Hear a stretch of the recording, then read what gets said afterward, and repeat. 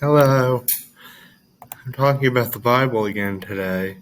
Today I'm talking about a topic that's quite controversial, particularly in Christianity: abortion, pro-life versus pro-choice.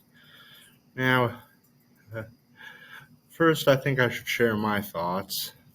When I first was saved, I did end up becoming more critical of abortion than I once was. In fact, a month beforehand, I'd actually written a story about abortion, a short story for class.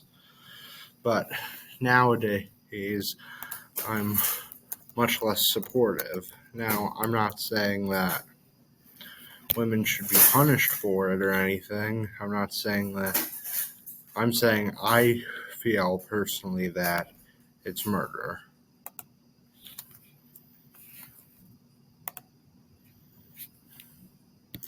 I feel it does more harm than good.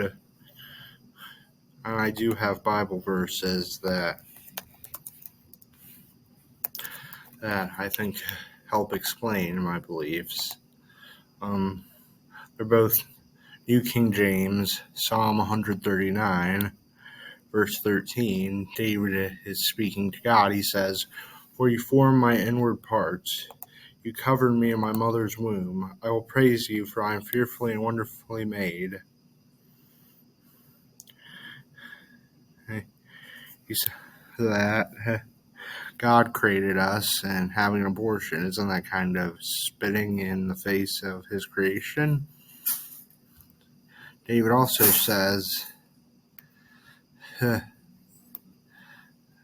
as verses 15 to 16,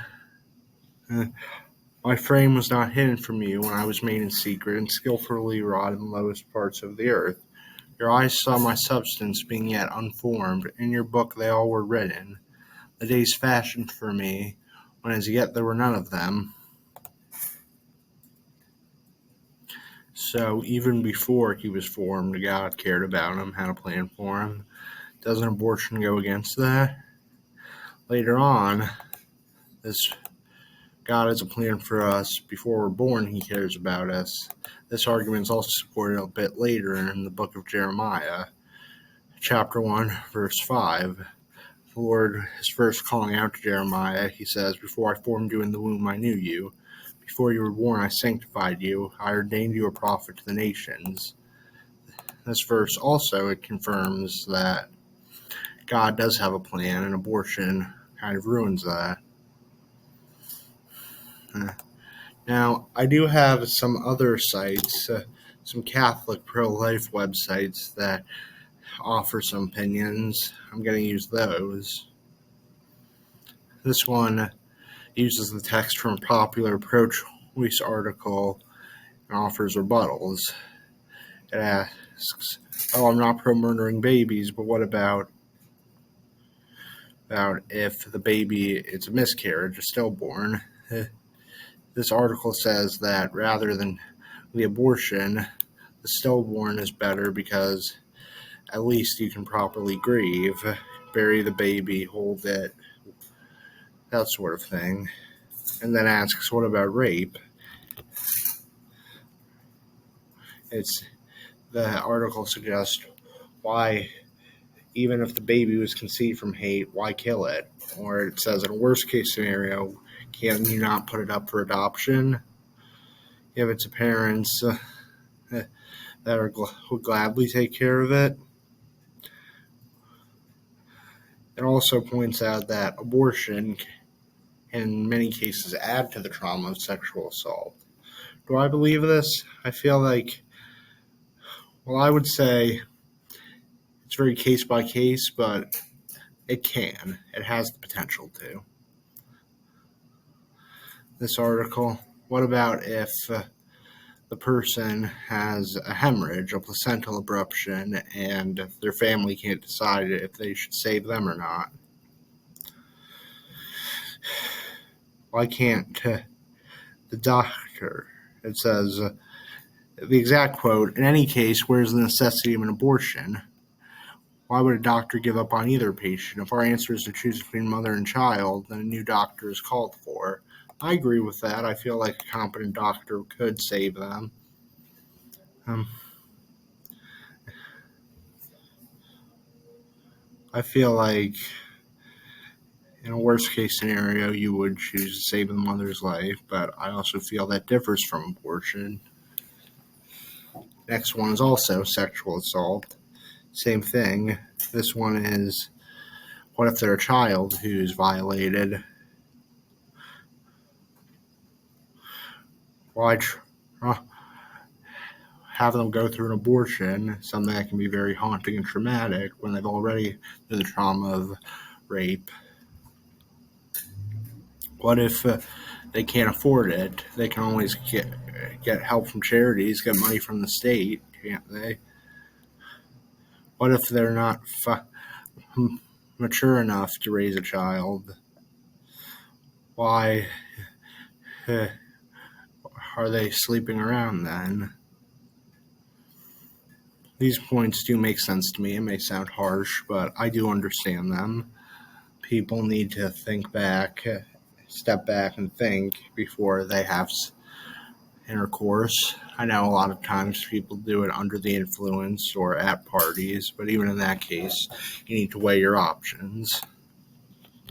Well, what about, you know, you need to choose if you do IVF, which fertilized eggs would be able to use.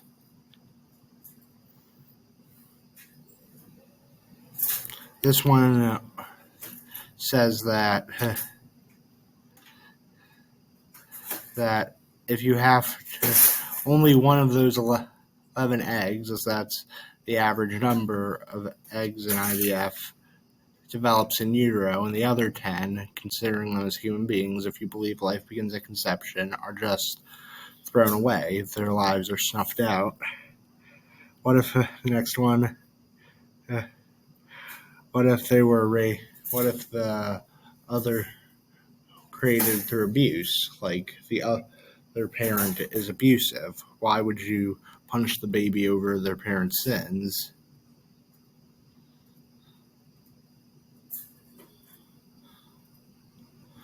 Next one, what about, what if you ended up like a condom broke and you don't know what to choose? Why take the child's life? And as I mentioned earlier, use adoption if for a worst case scenario. What if an ectopic pregnancy happens? Although they argue that one is different from abortion, the baby will die regardless. I'll leave a link to this article so you yourself can see it. I think that might help reading it, but overall, I do agree that abortion does do more harm than good.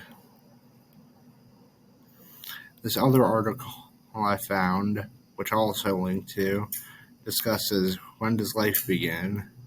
Modern science claims it begins at fertilization, so the abortion would be, the fetus, the child, still existing.